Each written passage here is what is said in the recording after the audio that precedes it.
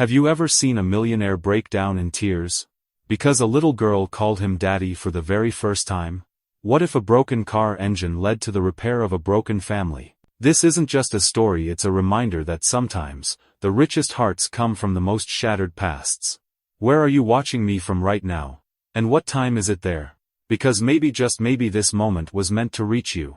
The morning sun broke through the towering skyline of New York City like a golden promise that didn't belong to everyone, and amidst the blur of suits and honking horns, the city was alive with motion, power, and silent stories colliding. In one corner of this chaos sat Adrian Blake, a man of wealth few could imagine, cloaked in a sapphire blue tailored suit that shimmered in the light like a blade, his tie perfect, his posture unshakable, his expression unreadable, and yet, behind those steel blue eyes and sculpted charm, was a heart long disconnected from warmth. He tightened his grip on the wheel of his luxury car, inhaling sharply as his Bluetooth echoed reminders about the billion-dollar contract meeting awaiting him, one that could make or break empires, one he believed defined his entire worth. Yet as his tires rolled past a crossing, time seemed to slow as he noticed a little girl just 7, maybe wearing a faded school uniform that didn't quite fit, its threads frayed by hardship, her tiny shoulders weighed down by a bag far too heavy for someone her size.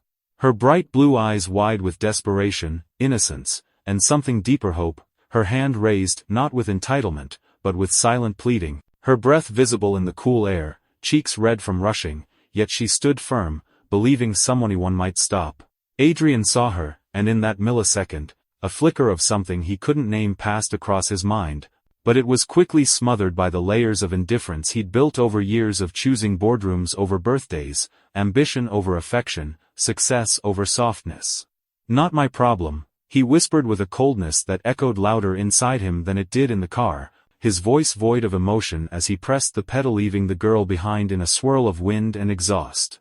But destiny, ever watchful, wasn't done, because barely a block ahead, with skyscrapers looming like silent judges, his car sputtered, coughed, and died. Confusion painted his face, disbelief creeping in as he tapped the dash, tried the ignition, restarted the system, but nothing, just the hollow clicking of a powerful machine rendered useless in the moment he needed it most. Outside, the world kept moving. People passed without noticing that the man who had everything now had nothing, at least not the thing he needed most right now. Time. Frustration boiled inside him, his jaw clenched, his fingers trembling slightly as he dialed his assistant, cursed under his breath, replayed the seconds lost helping no one and gaining nothing, and as he slammed his palm on the steering wheel, eyes glaring ahead, something in the rearview caught his attention. The same little girl, walking slowly now, her small feet scuffing the sidewalk, clearly late for school, yet her face not bitter, not angry, just curious and still oddly gentle, like she hadn't given up on kindness yet. She had almost caught up to his car without meaning to, and as she neared, her eyes met his through the window, not with judgment, but with the quiet strength of someone who knew what it meant to be ignored and chose to offer help anyway. In that frozen second, Adrian, powerful, respected, and unreachable, was just a man stuck and seen, for the first time, by someone who asked for nothing in return. And the irony wasn't lost on him. The man racing toward a deal that would change the world was stalled by something he'd dismissed like dust, a child he didn't see worthy of a second glance.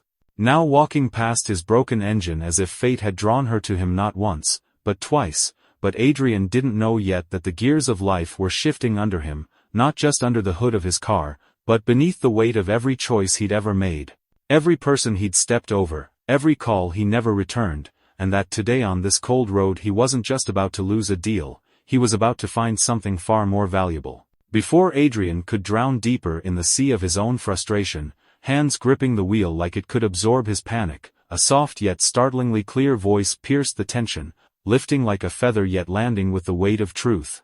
"Sir, if you don't mind, can I help you?"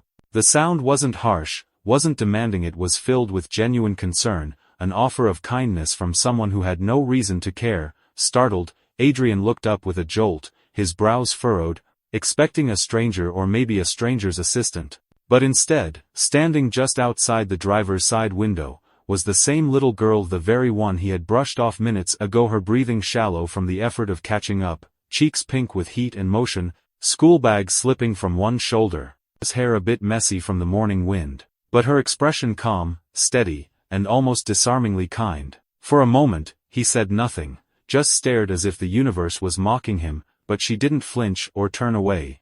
Instead, tilting her head slightly, as though she was giving him the space to either accept help or reject humanity again. "You? Help me?" He finally scoffed, a blend of arrogance and disbelief dripping from his voice, eyebrows raised, lips curled into a smirk that didn't quite reach his tired eyes. "This is a luxury engine, kid, not your school science project," he added. But she didn't take the bait, didn't let the insult sting, just stood there, blinking gently, then said something so simple, so unexpected, it cracked the walls around his pride. "Sometimes it just needs a little love." Her voice warm, feather soft, with a maturity too big for her years, and in those words, something shifted in the silence between them. An invisible thread formed, fragile but undeniable. Adrian opened the door halfway, sighing as if giving in to gravity itself, and gestured toward the hood. "Fine. Be my guest, mechanic," his tone still defensive, but curiosity now poking through the armor. She gave a small nod and set her bag down carefully on the pavement as if not to disturb the moment, then rolled up the sleeves of her uniform, with such seriousness, it nearly made him laugh, but he didn't. Instead, he watched her, puzzled, as she examined the engine not like a child, but like someone with purpose, her small fingers tracing wires gently, her eyes squinting into the mess of mechanics with quiet focus, occasionally muttering words too soft to catch, and with every minute that passed, the surreal weight of the moment pressed deeper on Adrian's chest. How could someone so small carry such calm? How could someone he'd ignored now be trying so hard to fix his mess? She didn't complain once, didn't frown or hesitate, only asked softly, "Do you have a handkerchief? It's a little greasy here," which made him chuckle involuntarily, and before he could think, he was handing her a silk one from his inner jacket pocket, something worth more than what she probably carried in her bag, and yet she used it with care, respect, even folded it afterward. Time slipped by unnoticed until suddenly the engine coughed, then whirred, then roared to life like a sleeping beast waking from a gentle dream. Adrian froze, staring at the dashboard in disbelief, the RPM gauge ticking steadily as if nothing had ever been wrong, and for the first time in hours. His mouth fell open, not from anger or calculation, but from raw, unfiltered astonishment. The little girl stepped back, wiping her hands, her forehead dotted with tiny beads of sweat, but her smile radiant like someone who'd just mended something far greater than machinery. "Told you," she said with a playful spark in her eyes, and Adrian, still processing what had just occurred, whispered under his breath, "You actually did it." Not to her, but to himself, as though trying to convince his own pride that he'd been saved by a child. He looked at her again, really looked this time not as a roadblock or a street distraction, but as a person, a mysterious, soulful little girl who had not only made him feel seen, but had just rescued his future with nothing but stubborn kindness and honest effort. "Why would you help someone who didn't stop for you?" he asked without thinking, voice quieter now, raw. She shrugged gently. "Because maybe you needed help more than I did," and that answer broke something inside him, not in pain, but in revelation. She started to pick up her bag again, preparing to walk the rest of the way to school, likely now too late for morning attendance, yet she didn't seem to mind, and that fact hit him harder than he expected. He cleared his throat and said the words that surprised even himself, "Wait, you missed school for this?" To which she simply replied, "It's okay, I'll catch up." "But you looked like you'd lose something bigger," and in that moment, Adrian Blake, CEO of a Fortune 500 company, couldn't speak, because this little girl had not only started his engine, she had awakened his conscience. As the engine purred beneath his fingertips like a newly awakened heartbeat, Adrian Blake remained frozen, the wheel steady in his grasp, but his world anything but. The weight of what had just happened pressed against his chest like an invisible hand, reminding him that no amount of wealth could prepare a man for a moment this disarming. He turned to the girl, studying her for the first time not as a passerby or a curious child, but as someone whose presence had somehow penetrated the layers of apathy he wore like armor. Her bag was frayed at the seams, one strap nearly giving out, the soles of her shoes scuffed from what looked like too many long walks, and yet she stood there, unbothered by appearances, radiating a quiet resilience that startled him more than her ability to revive a luxury car. "Why did you help me?" he asked, his voice quieter than before, not as a challenge but as a man reaching for meaning in a world he thought he understood. She blinked once, not caught off guard but simply thoughtful, and then she smiled, a soft, honest curve of the lips that held no agenda, no calculation. "Because you looked sad," she said, her tone so simple, so pure, that it struck him harder than the roar of the engine had. "And Mommy says, always help someone who looks sad," she added, as if that was the only compass she ever needed to navigate life. Her words echoed in the silence, bouncing around the car like a song only his heart could hear, and for the first time in years, Adrian felt something unfamiliar flicker in his chest, not guilt, not regret, but something closer to being seen. He checked the time instinctively, realizing he could still make it to the meeting, his schedule barely salvageable. But what now held his attention wasn't the ticking seconds, it was her. "Get in," he said, the command instinctual, though not harsh, more of an invitation wrapped in urgency. She nodded without hesitation, slipping into the passenger seat as though she'd done it 1,000 times before, and in that small act, Adrian felt a strange sense of familiarity, like the universe was looping back on something unfinished. The doors clicked shut, sealing them in a moment that neither fully understood, and the tires rolled forward, merging with the city's pulse once more. But inside the car, the world had slowed. Neither spoke as skyscrapers zipped past, as cabs honked and lights blinked green and red. But the silence wasn't empty, it was filled with questions, unspoken observations, and something unexplainable simmering beneath the surface. Adrian stole a glance at her as she stared out the window, her fingers tracing invisible lines on the glass, her expression calm but curious, as though she was used to long silences, used to being near people who didn't know how to talk. And he couldn't shake it. Her eyes, her voice, her presence, it all felt too familiar, not like déjà vu, but like memory trying to claw its way out of the fog he'd kept buried. He frowned slightly, searching her face for a clue he didn't even know he was looking for. She caught his glance, but didn't flinch, only tilted her head and said softly, "You drive fast." And he chuckled, not because it was funny, but because it reminded him of someone he hadn't thought about in years, someone whose laugh used to fill the quiet corners of his old life. The pieces didn't make sense yet, but something inside him whispered that this moment wasn't random, it was orchestrated, perhaps even overdue. He turned the corner toward her school but didn't speak, his mind racing with fragments of a past he'd tried to rewrite, moments with a woman he let go too easily, memories that never truly left, just faded under the weight of success. Every red light felt longer now, every glimpse of her face pulling threads in him he didn't know were still attached. And though he couldn't explain it yet, he knew this little girl wasn't just a stranger on a sidewalk. She was a key, a mirror, a question he needed to answer. As he pulled up outside the school gates, kids were already in class.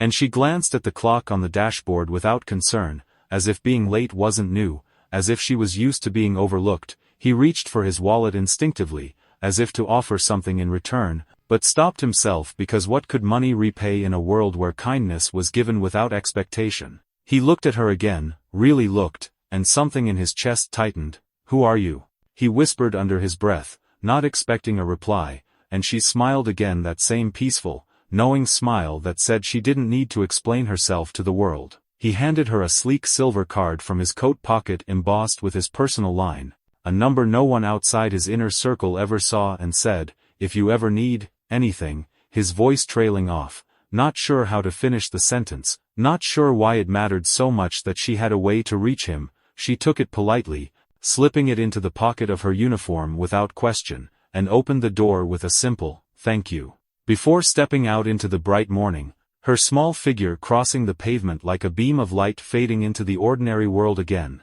Adrian watched her walk toward the building, and as she reached the door, she paused, turned, and gave him a final glance, not one of longing or confusion, but one of quiet grace, as if to say, "You'll figure it out soon enough." And in that fleeting gaze, something cracked deeper, because the man who had been chasing a billion-dollar future had just been reminded that sometimes the most priceless things are wrapped in the quiet footsteps of a child who simply chose to care. As the sleek sapphire car glided past towering buildings and hurried crowds, silence held the space between them like a fragile thread, but curiosity finally pushed Adrian to speak, his voice lower than usual, almost unsure. "What's your name?" The little girl turned her face toward him, sunlight catching the golden strands in her hair, and replied gently, "Ella."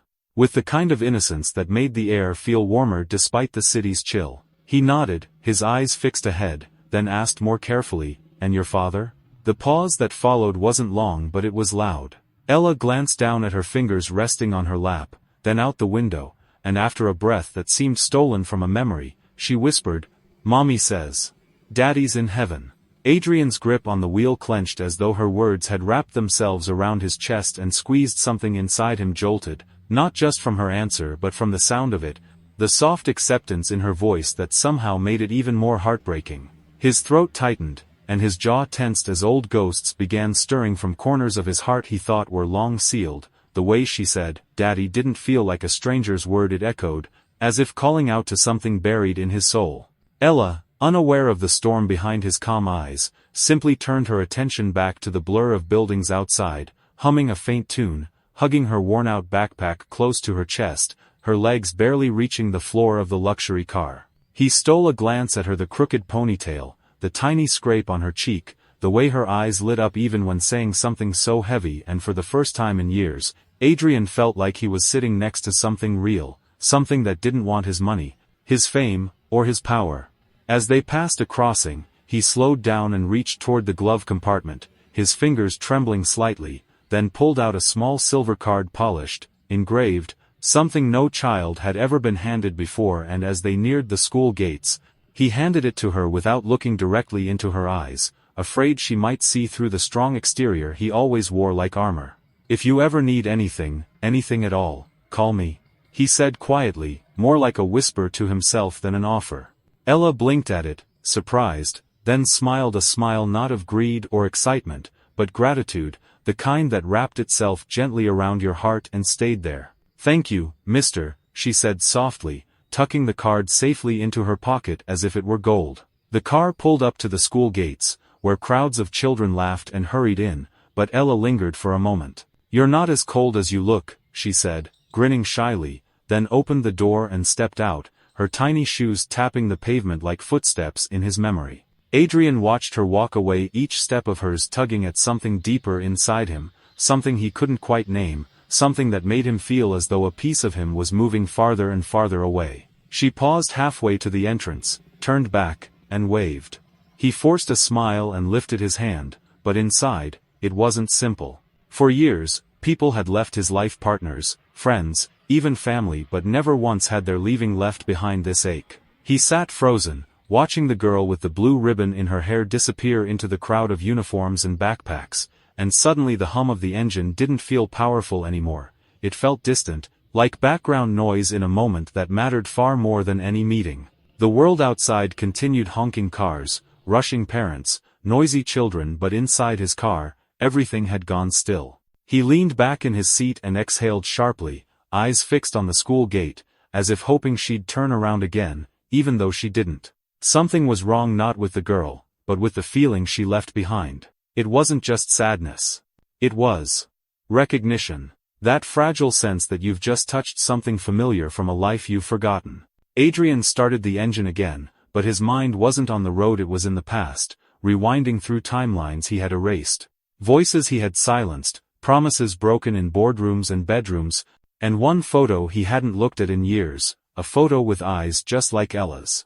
The traffic light turned green, but he didn't move, not until a horn behind him blared and snapped him back. As he drove off, the silver business card resting in her pocket became a silent thread that now tied two very different worlds, and neither of them knew yet just how tightly fate was about to pull it. That evening, as city lights flickered through the penthouse windows and Adrian stood in his sleek, glass-walled office high above the world, the echo of a little girl's soft voice gnawed at his thoughts like an invisible storm. "Daddy's in heaven," it repeated over and over like a haunting lullaby, splintering his focus as the weight of her eyes clung to his soul like wet ink on a forgotten letter. He tried to drown it in expensive wine, in numbers glowing on screens, in the shallow applause of boardroom sycophants, congratulating him on sealing a deal worth more than most people see in 10 lifetimes, yet no amount of wealth could muffle the question pulsing in his chest.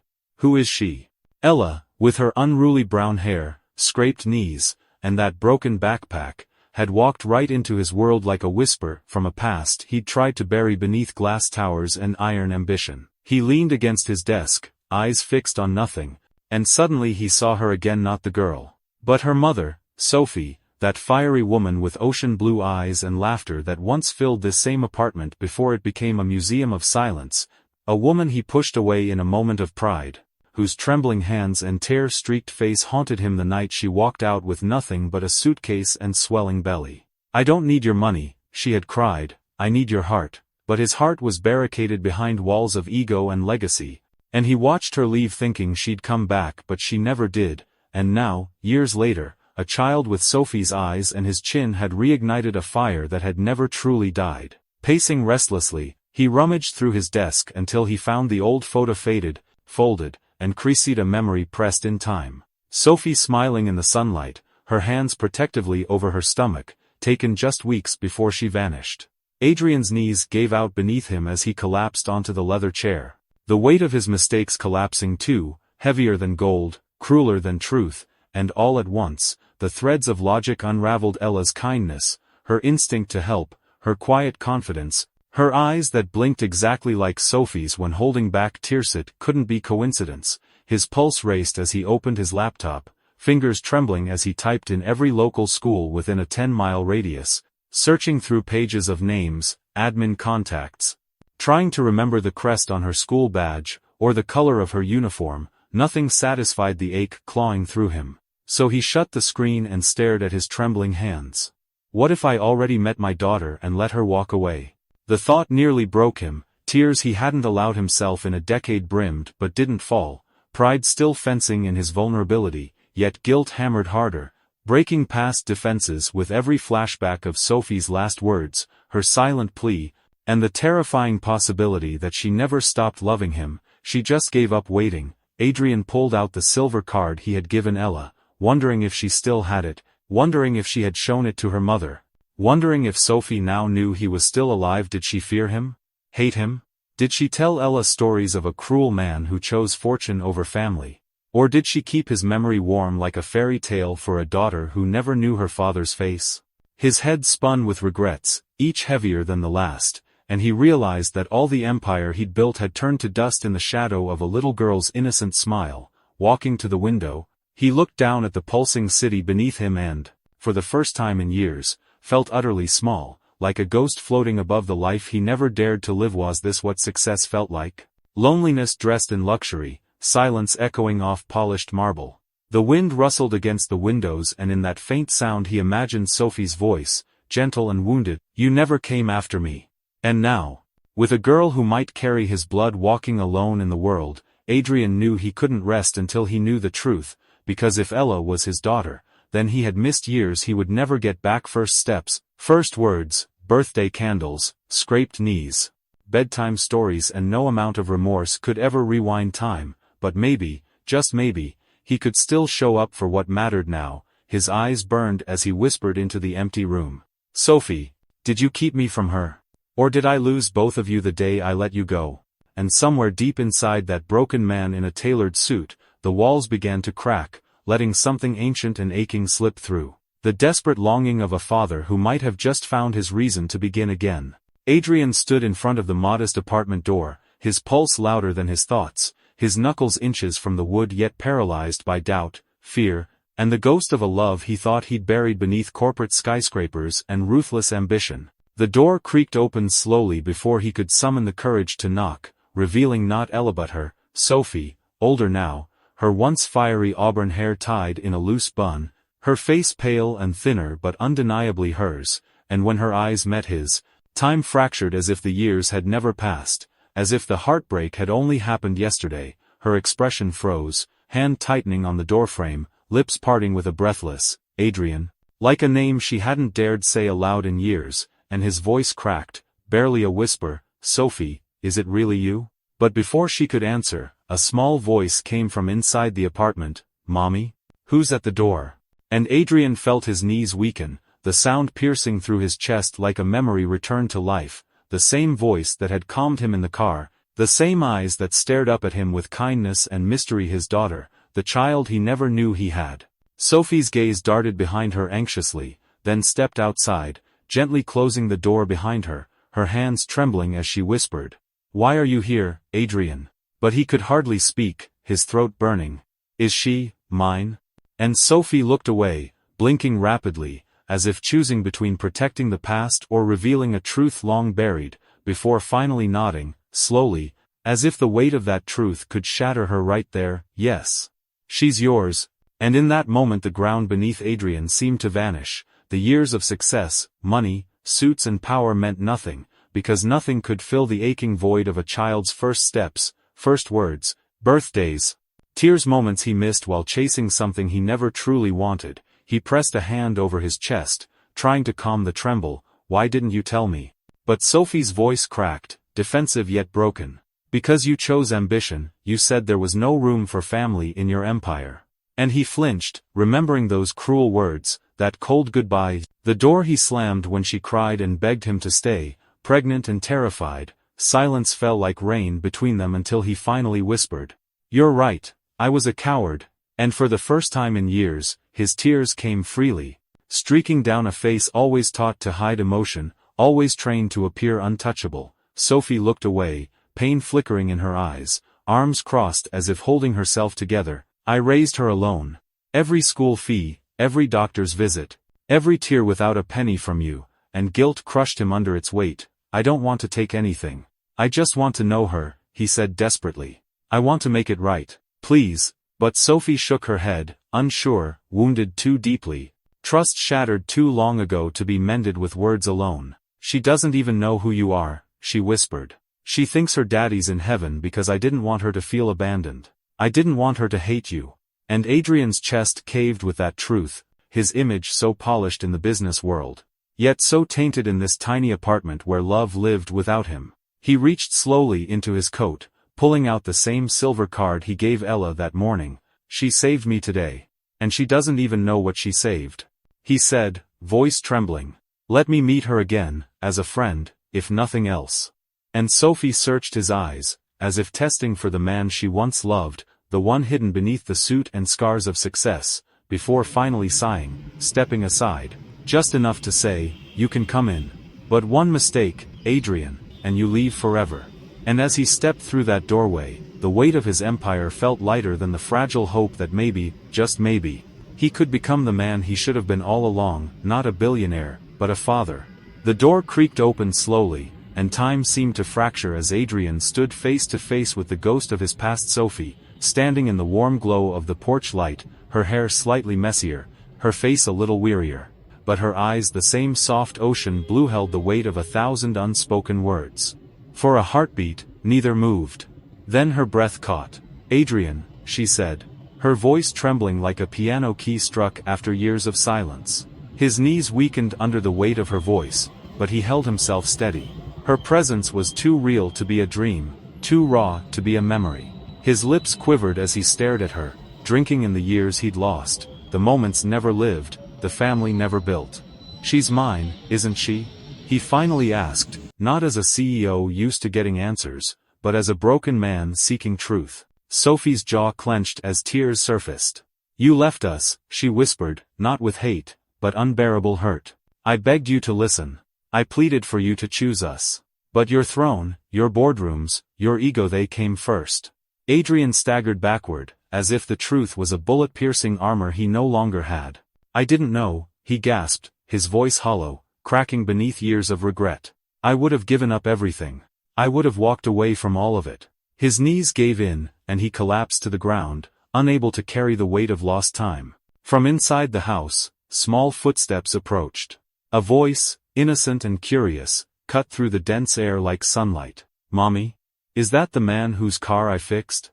Sophie turned, crouched beside her daughter, and gently wrapped her arm around her tiny shoulders. Yes, baby, she said softly, her lips trembling, and he's your real daddy. The world seemed to stop spinning.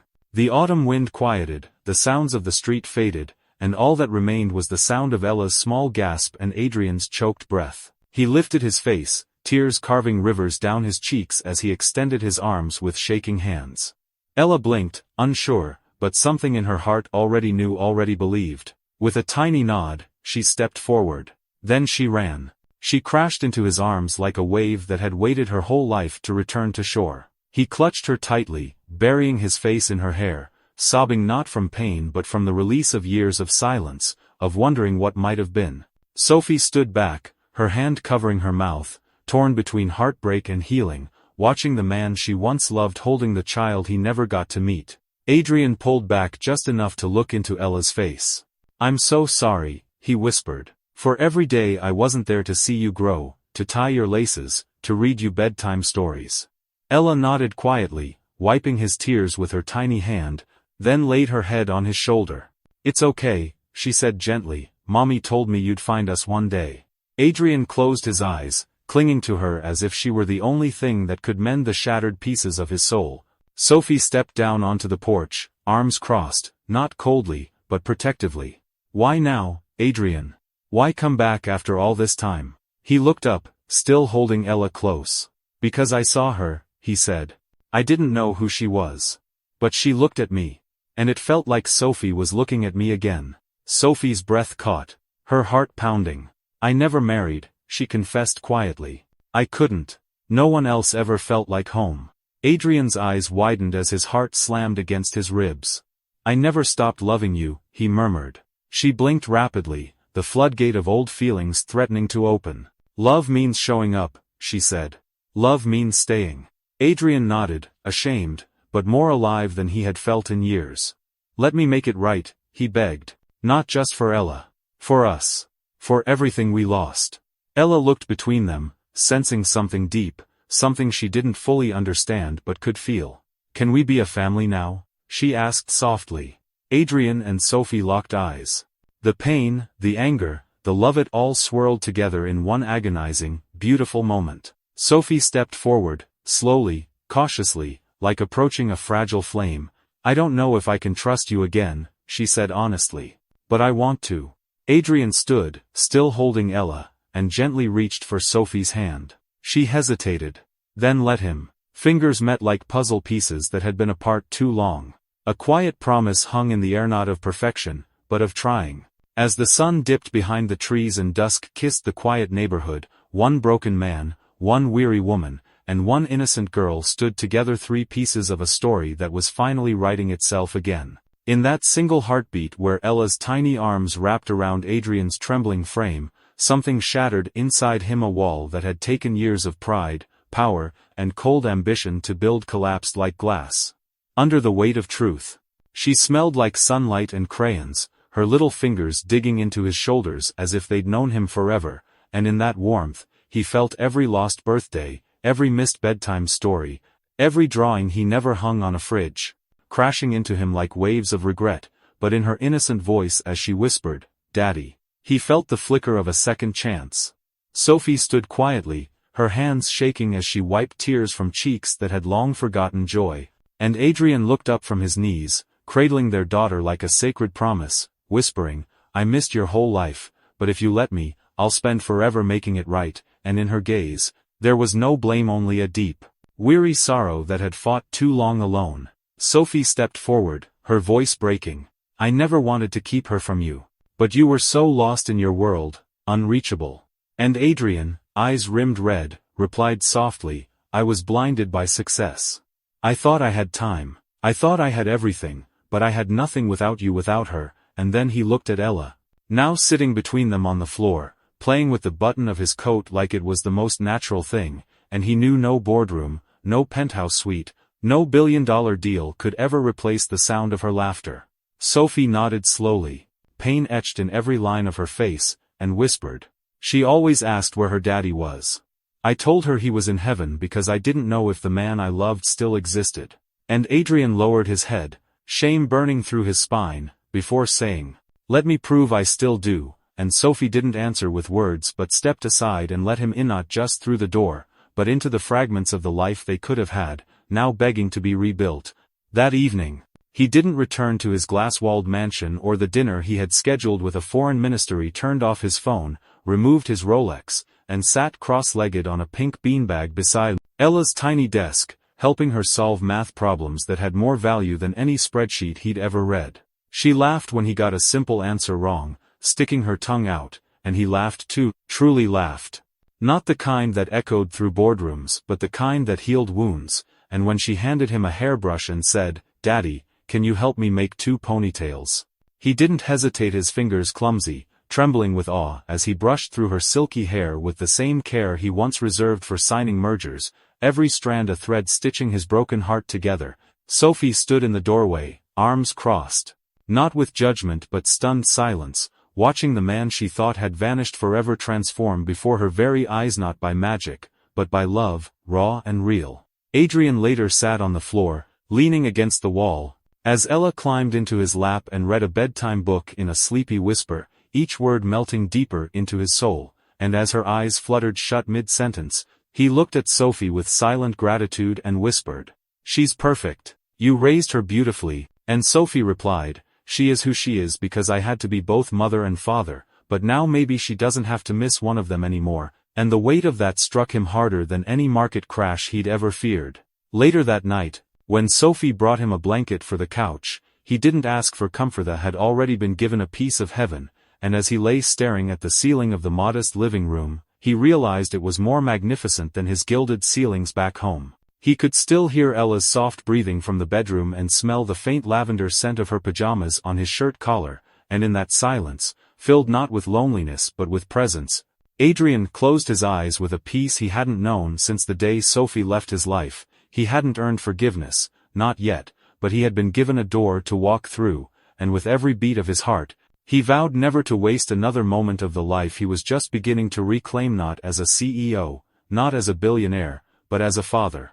The sun had barely risen when Adrian found himself tying Ella's little shoelaces, his heart swelling with a love he never knew he could feel, as she giggled and pulled her tiny backpack onto her shoulders, unaware it would be the last time she carried the old one. Sophie stood in the doorway, watching silently with a hand pressed over her heart as the two walked down the street, a pair so opposite, yet now so inseparably bonded. Adrian walked with slow, mindful steps, savoring each second, holding Ella's hand with a tenderness that trembled, like a man afraid to let go again. Children along the way stopped playing as they passed, pointing in whispers, and some even recognized the man in the sharp-tailored suit, the very millionaire whose name flashed across billboards and finance magazines. But here, he was just a dad walking his daughter to school, carrying her old, faded backpack on his other shoulder like it was made of gold. As they neared the school gates, Adrian knelt down and looked into Ella's eyes, brushing a strand of blonde hair from her cheek, and said,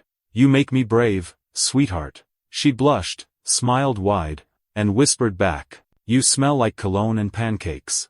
He chuckled, really chuckled, and kissed her forehead gently. "I'll be right here when the bell rings," he promised. She skipped inside, her steps lighter than ever, not because of the school day, but because she finally had a father. Inside the school, whispers traveled like wildfire. Teachers paused mid-lesson, students peeked out windows, some wondering what a billionaire was doing outside their humble building. But Adrian stood there, arms crossed softly, eyes fixed on the playground, not as a CEO but as a man making up for lost time. He didn't check his watch once.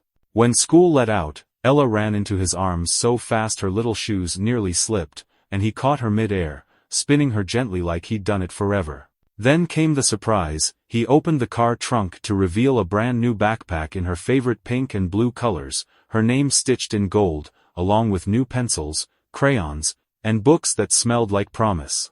She gasped, wide-eyed. "For me?" she asked, and he nodded, grinning like a boy himself. "Only for you. But there's more." She looked confused as he handed her a thick envelope, a letter from his company announcing a brand new scholarship fund, the Ella Grace Scholarship for Brave Hearts with Bright Futures. It was official, sealed, and signed, and already funded for years to come. Tears welled in Ella's eyes as she hugged the letter to her chest, while Adrian whispered, "I built towers, companies, and fortune. But nothing compares to what we just built today." Teachers stood at the gates now, emotional, clapping quietly, knowing something bigger than business had happened right outside their school. A few of the underprivileged students who had been bullied for their worn clothes looked at Ella differently now, not with envy, but hope, and she turned to them and said, "My daddy says we all shine the same inside." Adrian felt a lump rise in his throat as he realized this wasn't about redemption anymore, it was about legacy. He knelt again beside her and said, "You helped me restart my engine, but you also restarted my life." And for once, The man who had everything finally understood the value of something you can't count in money, the value of time, truth, and tiny hands holding yours in trust. And in the weeks that followed that unforgettable school day, Adrian's world rewrote itself, not in boardrooms or bank statements, but in bedtime stories, little pink socks in the laundry, and drawings taped to the fridge with shaky hearts labeled, "Me plus Daddy."